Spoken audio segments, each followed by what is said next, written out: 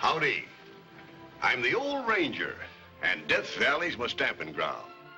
Many's the tale of adventure I'm going to tell you about the Death Valley country. True stories, mind you. I can vouch for that. My story tonight is about one of the most talked of characters in the old Comstock camp of Gold Hill, Nevada. Back in 1869. They called her the Diamond Babe.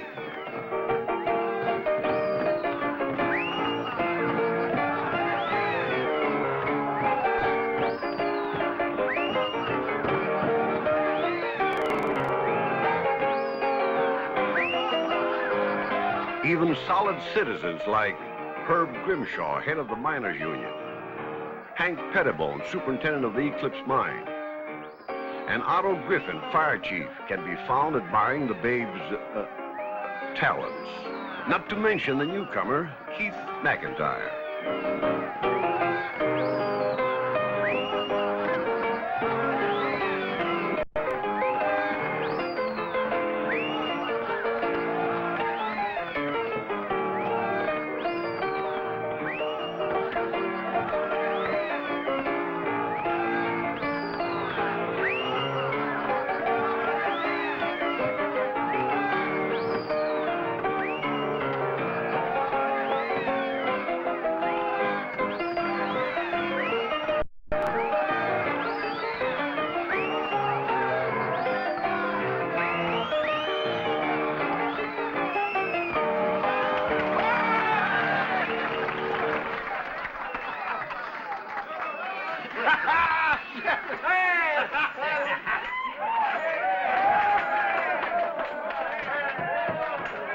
Well, how about it? This is as good a time as any, huh? Sure. Well, come on, let's go then. Come on, come on.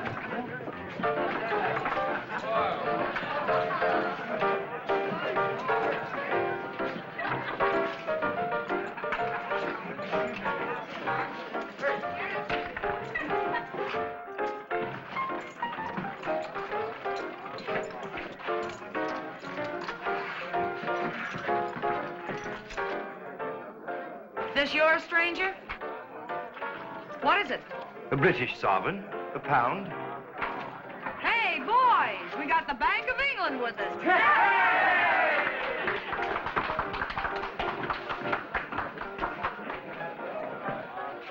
Are you a duke or something? No, just a second son, out from London. A remittance man. Remittance, eh? Hey, Nick, bring us a drink. Well, let's go back here where it's easier to talk. I've met a lot of different kinds of men in my life, but you're a new one to me. What's your name, handsome? Keith McIntyre. Well, I'll call you Mac till I get to know you better. Then there's no telling what I'll call you.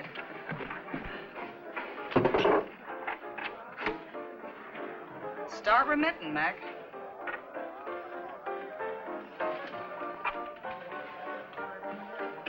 Now, tell me some more about this remittance stuff. What's it mean? Well, a remittance man is a second son who's shipped out of the country so the first son can be given the title. Is that good or bad? Depends on the point of view. You see, the estate goes with the title. Well, that don't seem fair to me. After all, it's not your fault you was born second. It's your parents. Well, that's the custom in England. Kind of looks like you need this more than I do. Oh, no, no. I'll make money out here, plenty of it, on my own. Now you're talking like an American. But let me give you a steer. Don't waste your time prospecting for gold or silver. You prospect for water. Water? Scarcest thing there is in Gold Hill. You're pulling my leg. Hmm? Any leg pulling done around here is usually... I mean, you're joking. Oh! Ha. No, I'm giving it to you straight. You see, there's a water shortage, and it gets worse as the town gets bigger. Time's not far off when water rights will be as valuable as mining rights. So you hunt for water instead of gold. I say, that's awfully decent of you, to tip me off like that. I'll get it back. Don't worry.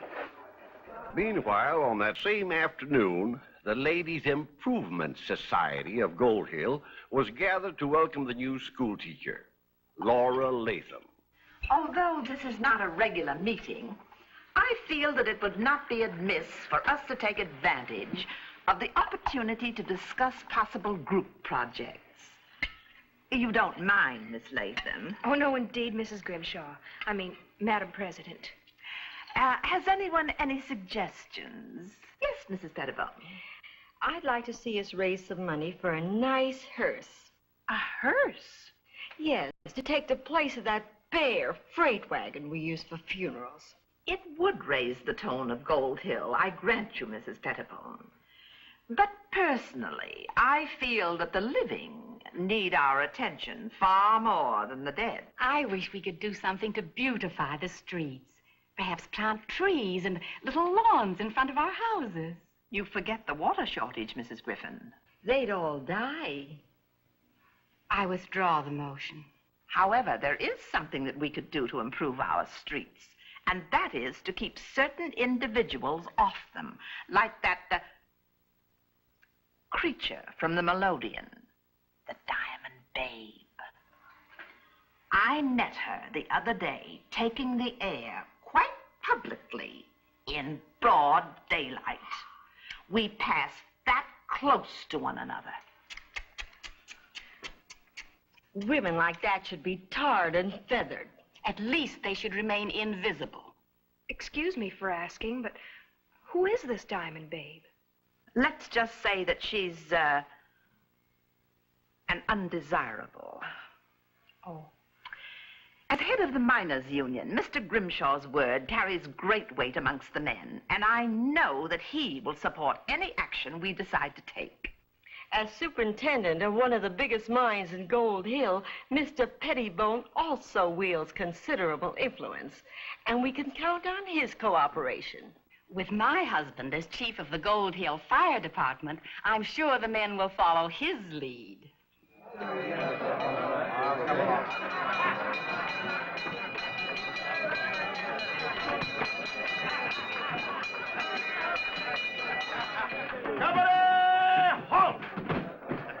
Where's the fire? Right there. The hottest thing in town. Yeah, and try and put me out. Oh, no, we're taking you in, babe. Diamond Babe, at a meeting of the Gold Hill Fire Company, it was unanimously voted that we elect you honorary fire chief. And here's your certificate, duly signed, sealed, and delivered. Honorary Fire Chief, Gold Hill Fire Department. Boys, I'm thrilled to death.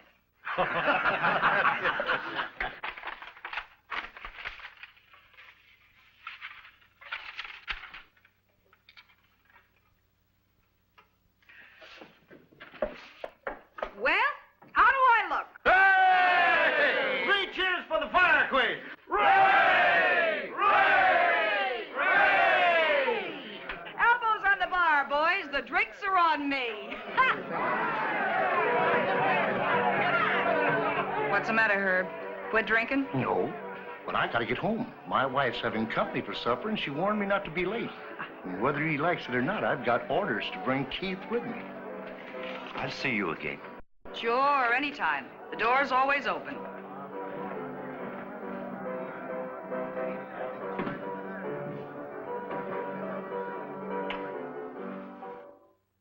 I made those sponge cakes for the Ladies' Improvement Society that met here this afternoon.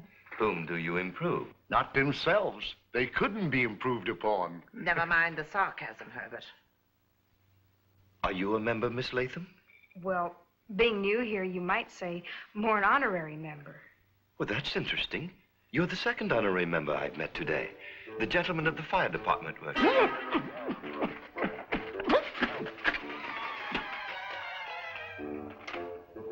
Sorry, I choked on a cake crumb. Tell Keith about your society, Luella.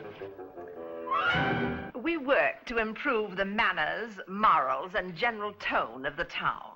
Which reminds me, Herbert, that we are commissioning you to approach that, creature and insist that henceforth she restrict herself to her own, bailiwick. What are you talking about, Luella? The Diamond Babe. The woman we're speaking of is an entertainer. Who's covered with diamonds, I understand. Paste, of course. Paste? Why, I didn't think that... Sorry. Cake crumb again. You were saying, my dear? She has been circulating quite publicly of late, taking the air in broad daylight. Well, it's hardly up to me, my dear, to tell her when and where she can breathe. Well, if you won't, then Otto Griffin will use his influence as head of the fire department. This is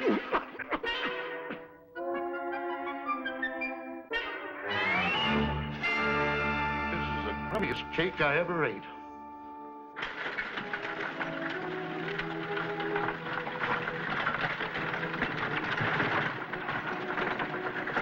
I don't see how anyone as small and pretty as you can ever keep order in that room full of pupils. I make up with a paddle for what I lack in size. Good afternoon. Hello. That must have been the Diamond Babe. Quite. You spoke to her. Right. Mr. McIntyre. She calls me Mac. But I'd rather you called me Keith. You know her? We've met. What is she like? No, don't tell me. I'd rather not know. All those diamonds, it's indecent. You still think they're paste? I'll take my books now, if you'll be so kind. I expect you know everything that's in these. After all, I am a teacher. But you still have a lot to learn.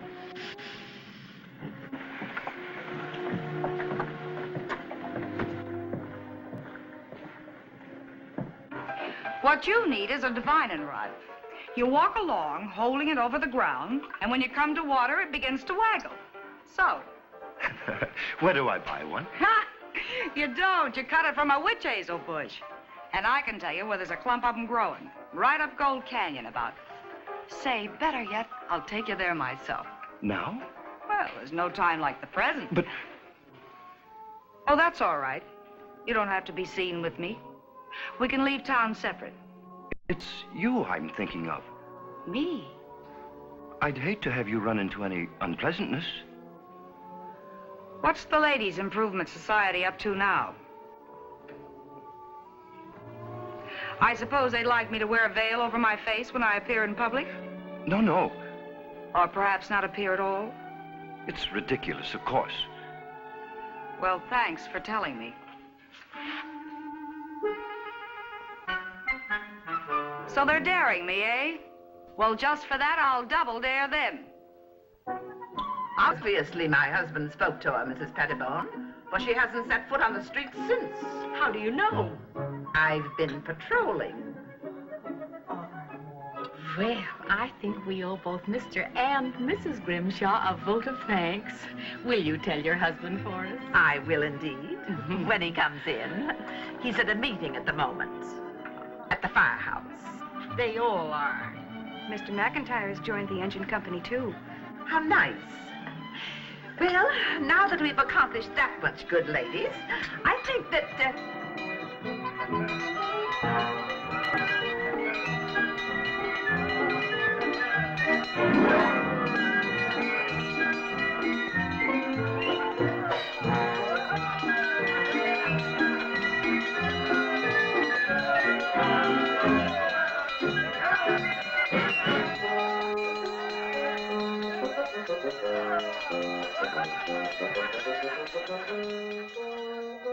That settles it. That woman's got to leave Gold Hill altogether. Gold Hill was full of husbands in the doghouse that night. And what Mrs. Grimshaw said to Herb was practically the same thing that Sybil said to Hank. And Amelia said to Otto. But with Laura and Keith, it was Keith who did most of the talking, trying to square himself. The divining rod began to behave strangely, and bless my soul, there only a few feet underground was water. I filed straight away, of course, and you're not listening. Oh, yes, I am. You filed. And tomorrow I shall go to the Gold Hill Water Company and arrange either to sell or lease. And half of what I get's going to be yours for instructing me. Well, I say, you're acting rather queerly. Are you put out with me? No, of course not. I was just thinking about Nick, my bartender. What did he do? He died today. Died? Went just like that a couple of hours ago. What was it? I haven't any idea. He complained of a bad headache and pains in his chest. The next thing we knew, he'd folded. Oh, I say, that's too bad. Keith, do you know anything about medicine? Medicine? Why, no. Why? Tom Gunn died a little while ago, and Tom Gunn? First, we thought it was ptomaine poisoning, but ptomaine don't work that fast. Did he have pains? Yeah. Head and chest. Had trouble breathing. It was all over before we could do anything for him. Nick died the same way today. Nick! Johnny, have you seen Herb Grimshaw around? He's right over there. I never saw anybody go so fast. Herb, we've got some trouble up at the mine. Tiny Dunlap just died. Dunlap? From what? I don't know. He complained of feeling choked, sort of like he was smothering. And 4 of the other boys have got the same thing. First Nick, then Tom Gunn, now Tiny Dunlap. It must be something contagious. Yeah, but what? And what do we do for it? Well, it sounds like the same thing that hit Cripple Creek when I was bartending there. How'd you treat him? Well, the best thing we found was to put him to bed and feed him plenty of soup. Hank, bring those sick men here. Get bunks to put them on. You bet, babe. Herb, you check the other mines. Bring in any sick man who hasn't got somebody to look after him. You girls, make the rounds to all the families. If you find anybody laid up, pour them full of soup. Anything I can do? Yes. Tell your teacher friend to close the school and send the kids home. Right.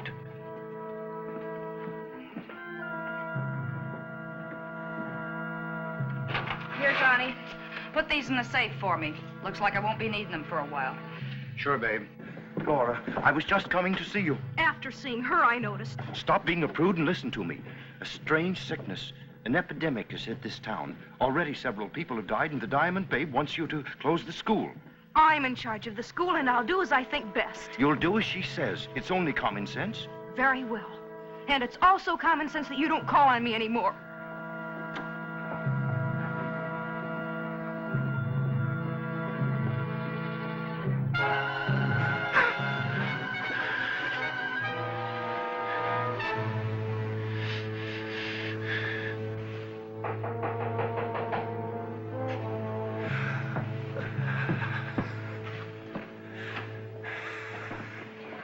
If it isn't the sweet little school teacher. I heard Mr. McIntyre was sick. That's right. Well, I came to take care of him.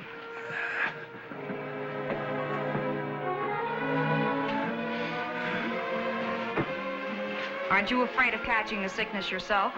Not any more than you are. Oh, what do you know? Maybe I was wrong about you. What do I do? For him, nothing. I'm having him moved over to the saloon with the rest of the men. But if you really want to help, you can turn your schoolroom into a hospital for the sick women. It's easier to take care of them all in one place.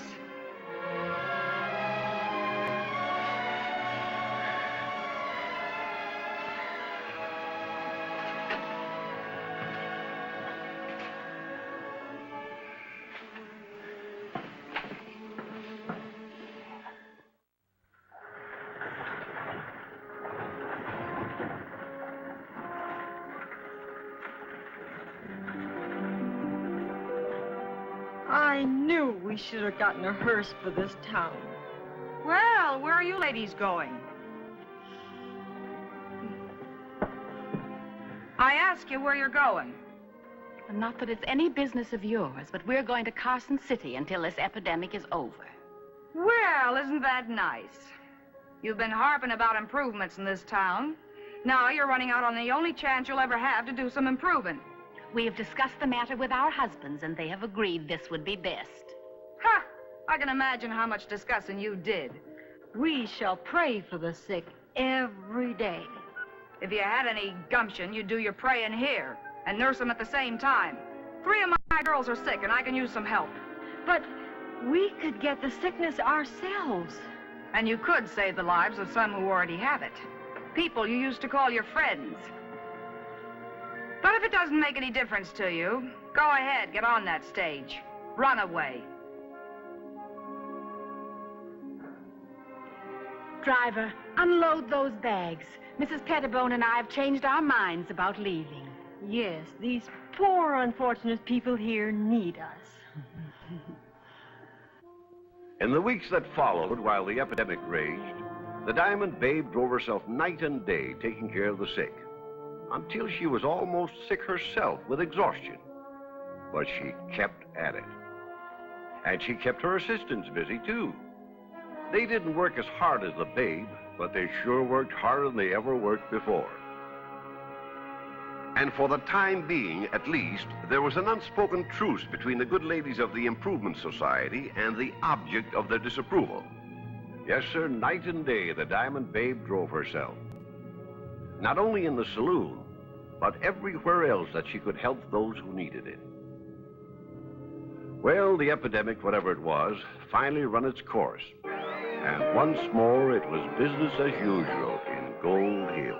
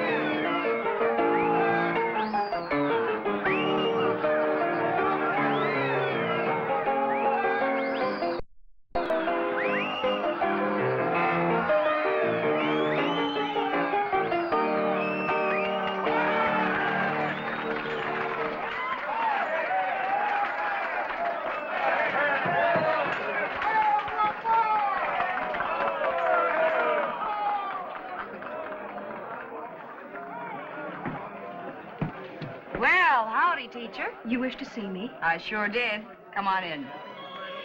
You did so well taking care of the sick people that I wondered if you'd help me out. You see, there's a fella that I can't cure.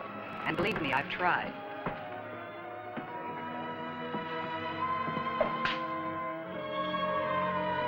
Mr. McIntyre. Miss Latham. Keith. Laura.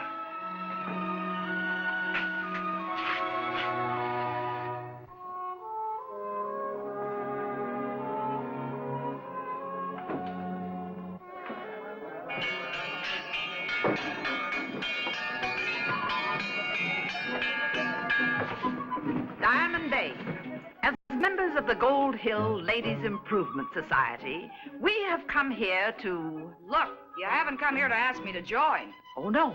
No, indeed. We realize you're much too busy with other activities. Good. Yeah, we don't want to lose the Diamond Babe. We sure don't. We have come here to express our appreciation of your magnificent work during the recent crisis which swept our community. We believe in giving the devil his due. I'll do the talking, Sybil. In recognition whereof, we have voted unanimously to present you with this scroll.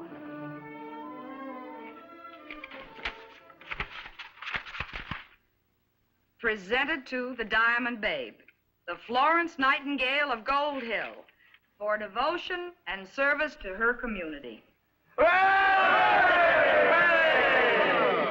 The Gold Hill Ladies Improvement Society. Well, say, that's really swell. Elbows on the bar, gals. The drinks are on me. Oh, excuse me. I kind of forgot myself. Sandy, make the ladies a pot of tea.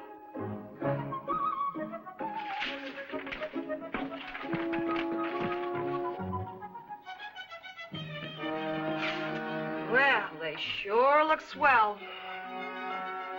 Ladies, I can't tell you what this means to me. Why, now I'm not only the honorary fire chief of Gold Hill, but also the Florence Nightingale. 3 cheers for our Florence Nightingale. Hooray! Hooray! Hooray! Who's Florence Nightingale? All of which goes to show that you can never tell where you'll find a hero or a heroine.